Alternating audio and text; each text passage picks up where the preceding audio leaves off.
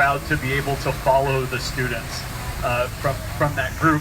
There's a bin, a clear bin over here behind Mr. Bueno. This is my donation to the cause. This represents probably about 10 to 15% of what we confiscated at Granada last year. There are pieces of vaping devices in there. They range anywhere from $5 to $300, actually. And I think we would have continued to just react as a school. We would have continued to do what we can do and try and do our jobs. But I think thankfully we have students like the student in that student group, and teachers like Ms. Abel and Ms. Miller, and parent groups, Ms. Gladen and the parent group, who went and actively sought a solution, looked for something, said, hey, let's work with the city to try and define the kind of city that we want to be. And the students involved in this group, they are humble. I lack all humility, and so I will tell you what amazing students they are. These are our best students. A student who was working with the group last year, the kind of lead student, Ariella Stewart, she went off to a UC to study neuropathology. And the reason I bring that up is because I think that we have a group of people here who are trying to describe to us the kind of city that they want to live in, the kind of world that they want to live in. And when you think about gathering guidance for what we want our city to look like, where should we go for advice and guidance on that? Should we go to our future doctors and engineers who we want to come back to our community? Or should we go to an outside company that profits off of the addictions of middle school students? I think if you're looking for guidance on what you want your community to look like, you should go to the best part of that community. And those are our students and parents here today. Thank you.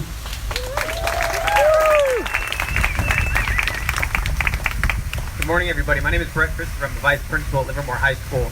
And my purpose here today is just to give you some more examples of how this is affecting our students and especially our schools. What Mr. Hart brought here is probably about 10 to 15% of what Livermore High would have confiscated last year. And last year I found myself collaborating with other administrators in the district like Mr. Hart, like Mr. Villa, who will speak here in a second, on how we can best prepare ourselves to get ahead of this. And it was hard. We came up with a lot of, sometimes very good solutions, sometimes a little bit more abstract solutions. I found myself, along with other administrators at Livermore High School, spending passing periods and lunchtime in the bathrooms. I would hang out in the bathroom to make sure that students wouldn't be in there vaping. Not necessarily how I want to spend my lunchtime. Time can be better spent, but this is what was needed at our school. In addition, on April 5th, the Livermore Police Department conducted I don't know if it would be called a sting or an operation, where they went into businesses to see if they would sell tobacco products to underage youth. Half of the businesses that the Livermore Police Department went into sold tobacco products to underage youth. So that in itself, and many of those businesses, unfortunately, were in walking distance of Livermore High School.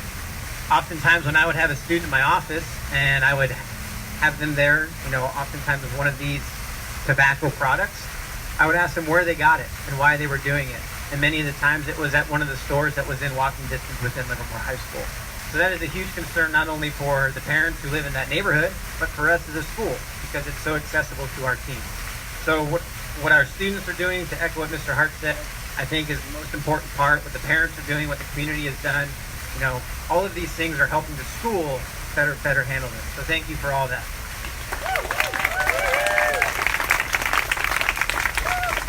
Good morning. My name is Daryl Avila, and over the past 7 years, I served as principal at Del Val Continuation High School. And 7 years ago, I don't believe this was an issue, but over the 7 years, it definitely became a problem.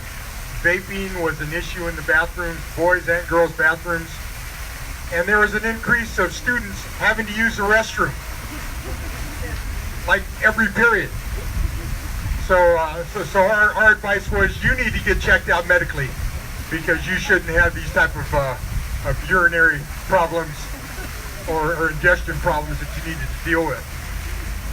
More importantly, I believe middle school and high school age students are at a very vulnerable age, because that's the age of exploration. Let's check things out. Whether it's safe or not, they're going to want to experience it.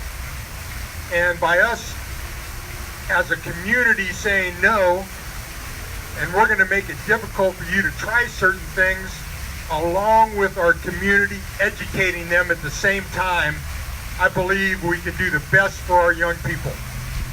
So it's great to see the number out here and the people that are moving this thing forward. We have two other speakers today that I'm going to introduce.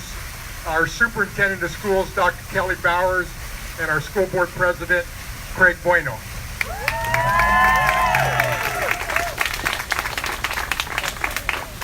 So good morning. I'm the Superintendent of Schools for the Livermore Valley Joint Unified School District, and my name is Kelly Bowers. And I'm very proud today to be here on behalf of 1,500 employees, 14,000 students, an entire community of people who are supporting our district's mission. Our district's mission is to ensure that all students, every student, each student, graduates with the skills needed to contribute and thrive in a changing world. And everybody supports that mission, except for big tobacco. Because we know that students who are addicted to nicotine will not thrive. We know they won't thrive in school, that they will be anxious, they'll be looking for a hit, they can't focus, and then when they leave us, they will have a lifelong medical challenge that can lead to their death. And so that's the fact. And so our mission is something that we can't just say, it's not just words. We have to live it, and we have to make decisions, and we have to look for leaders who also make decisions to support it. And when I think about what our mission is for our students, who spoke so eloquently early, and the 14,000 who aren't here, including the youngest ones who are coming up, we need to think about their futures and what it will be like if we don't take these kinds of stands now. What will they have to look forward to? Hopefully not what my mother-in-law did, which is dying from stage 4 lung cancer way too early to enjoy her grandchildren. And the reason for that is because she didn't know better, but we do know better. We already know what tobacco does. We know what nicotine does. It's just a different delivery system. It's just a different packaging. We're not stupid in Livermore. We have the highest THC per capita here.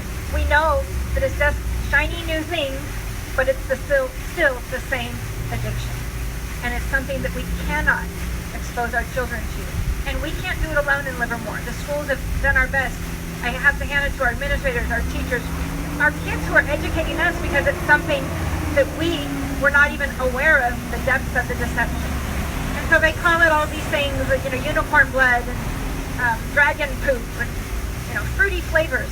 But all it is a shiny new way to give kids a stick of death. And that's the fact. And when I think about when we try to do everything, we've been reactive. We've also been proactive with education, with our teachers, with our parent groups. But the reality is when you really want to stop something, you need to cut it off at the source. So if you think about what happened in Flint, Michigan, at first they said, educate everyone about the dangers of the water. Oh, let's change the smells and the odors around it. But eventually they said we need to cut off the water.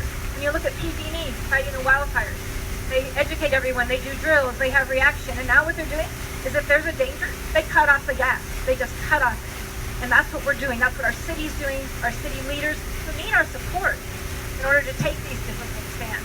Because the political pressure is not imaginary, it's real. And we've seen it door to door and at every market in the last few weeks.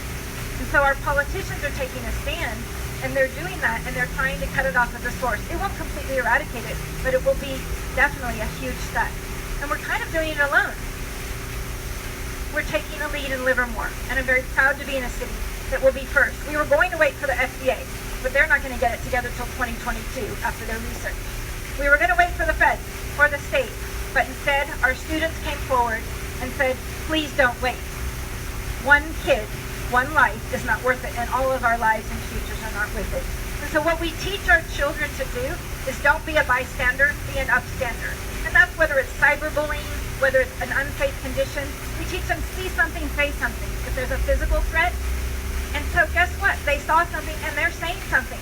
And they're screaming and activating their voice through the surveys that we see. They're saying this is the biggest challenge we are facing. And so it isn't, people say, is it we're the moral police. Well, it's our moral and ethical obligation to listen and to take a stand. But it's a serious health issue that we all must face the consequences of. So I'm asking you to listen to our kids, to heed their voice, to support our council. Our kids are dealing with peer pressure. Our council and our city is dealing with political pressure. So they need to hear our voices and see our support. And we are going to be upstanders. So stand up with me. Stand up with them. Stand up for them. And we're standing up for them, their future, their health, their lives. Thank you for standing with us.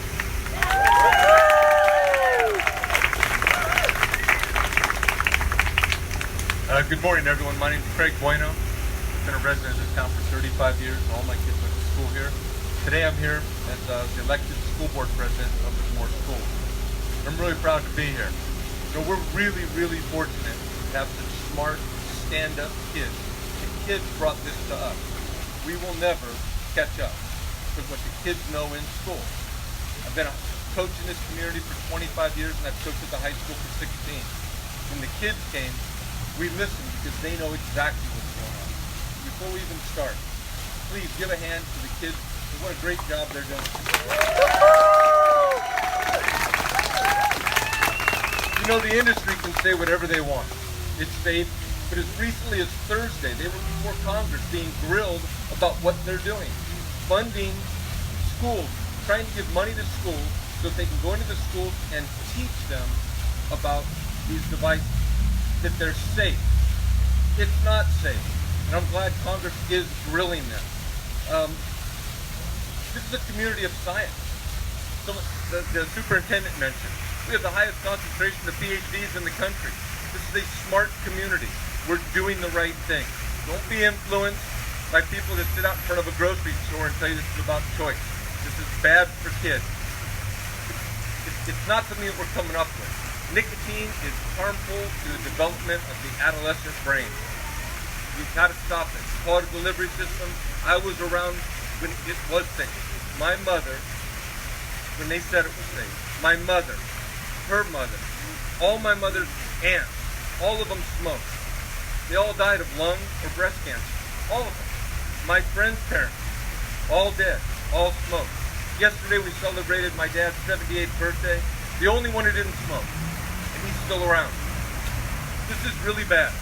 And I applaud the kids that are stepping forward. I just think that when you're in an educated community like we are right now, sometimes you just have to say no. You have to say no to the money that they bring. There's no challenge here. When they ran that operation and 50% of them were selling, I don't want to listen to any business that is peddling things for the profit that harm children. Period. There's no good side to it. And when you put things like Fruit Loops and Sugar Smacks and all these other silly names, and you have banners flying that say vaping right next to a school out in Springtown, that is wrong. It's fundamentally wrong. As a community, we're doing the right thing. This is Livermore. We're smart. Let's continue to do the right thing. Say no to it. Keep fighting it. This is Livermore. Great job, everyone.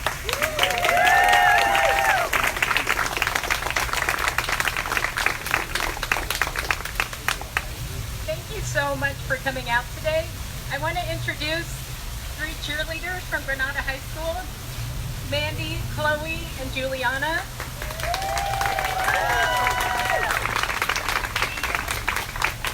You're going to help us end this with a chant of no big tobacco. We're going to say it 10 times. Ready? No